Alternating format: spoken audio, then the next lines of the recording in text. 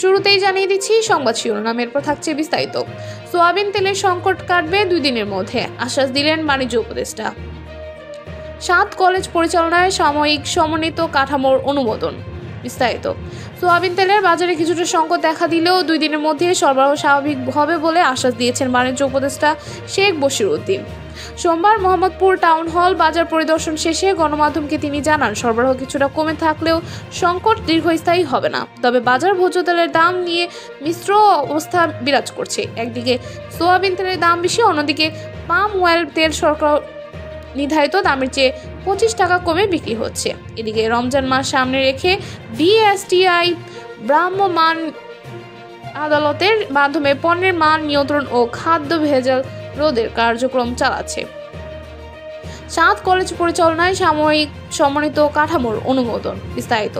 ঢাকা বিশ্ববিদ্যালয়ের অধিভুক্ত 7 কলেজ প্রশাসনিক জটিলতা নিরসনে সাময়িক সমন্বিত কাঠামো গঠনের অনুমোদন দিয়েছে শিক্ষা মন্ত্রণালয়। বিশ্ববিদ্যালয় মঞ্জুরি কমিশনের ইউজিসি সুপারিশ জানিয়েছেন, 2024 থেকে 25 শিক্ষাবর্ষ থেকে 7 কলেজের স্নাতক ও স্নাতক পর্যায়ের শিক্ষা কার্যক্রম পরিচালনার জন্য একটি বিশেষ কাঠামো গঠন করা হয়েছে। এই কাঠামোর অধীনে ঢাকা বিশ্ববিদ্যালয়ের পরীক্ষা নিয়ন্ত্রক, রেজিস্ট্রার, ভর্তি ও হিসাব বিভাগের প্রতিনিধিরা দায়িত্ব পালন করবে। এছাড়া পরীক্ষা সহ প্রশাসনিক কার্যক্রম আলাদা ব্যবস্থাপনায় পরিচালিত হবে।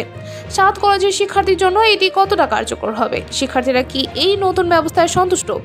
আপনার মতামত জানান কমেন্টে। এই ছিল সর্বশেষ আপডেট। নতুন আরও আপডেট পেতে আমাদের সঙ্গেই থাকুন। ধন্যবাদ।